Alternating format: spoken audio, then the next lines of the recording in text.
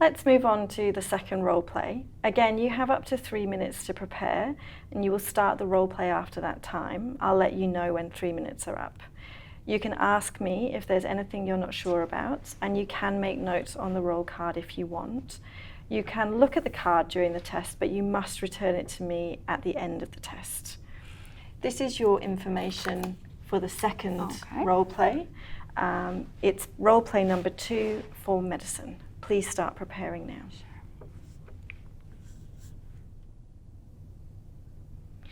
Thank you. The role play will now last for about 5 minutes, and don't worry if I stop you when the time is up.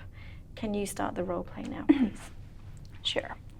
May I just get your name, please? I understand you're the mum of Matthew. That's right, my name's Rebecca. Yes, nice to meet you, Rebecca.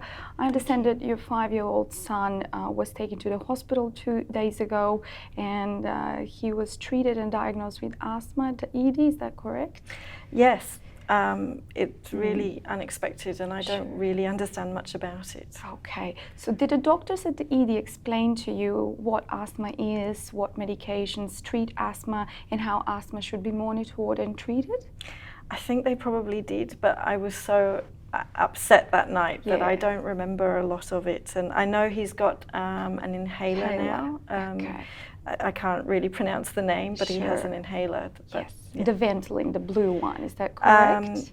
I don't think it's called Ventolin. Salbutamol? Yes. Yeah, Ventolin is just a brand name. Don't worry about it. Okay, yeah. Right. Most people and children that suffer from asthma use the same inhaling medication. It is very safe, especially in children, and it is the go-to medication when treating asthma symptoms. Okay. Now, the most important thing, though, is getting the technique right. So that is the most important aspect when it comes to treating asthma in children. Okay. So I would like to go through the technique with you if possible. Yeah. Maybe in the end I can bring in a special device called spacer, and we can use the inhaler, and we can practice together as to how to ensure the delivery of the medication in the lungs, because it tends to end up in the mouth or on the throat, and then it wouldn't do anything. But if it gets to the lungs where it needs to act, then it will certainly alleviate asthma symptoms. Okay. Can Can I ask something? Sure. Will Matthew always have this condition? Because he was fine until 2 days ago. Yes.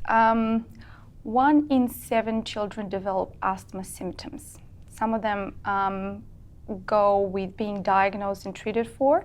Some received asthma treatment for a short period of time, and only very few end up having asthma symptoms in their adulthood. So the chances are he will grow out of it. Okay. Once he enters puberty, we're expecting Matthew to have very minimal or no symptoms at all. Okay, thank you.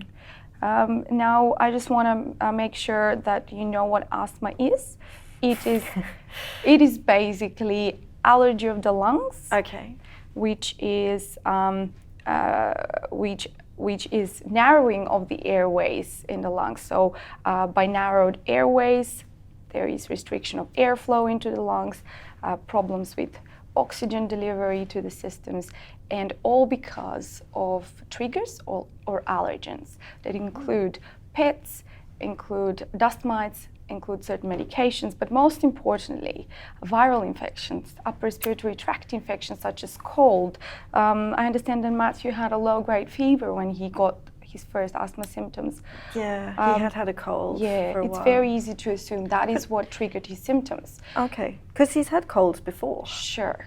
Well, at some point our body develops an abnormal immune reaction, and this can happen at any point in life. Okay. So anytime Matthew has a chest infection, even if it's mild, we do expect for his asthma symptoms to get worse.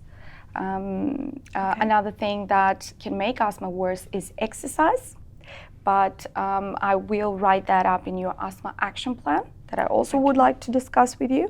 It is a piece of paper that Matthew should have with himself.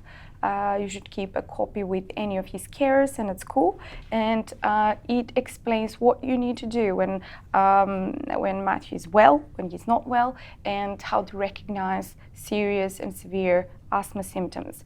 Also, it will clearly state the allergens that can trigger his symptoms. It will tell you how much of which medication he needs to have, and tells you what to do if he ever has one of those red flags that I would like to discuss with you.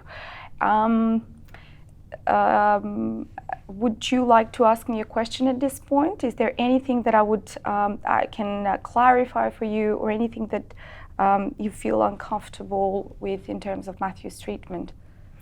No, that sounds clear. Thank you. That is the end of the second role play and the end of the test.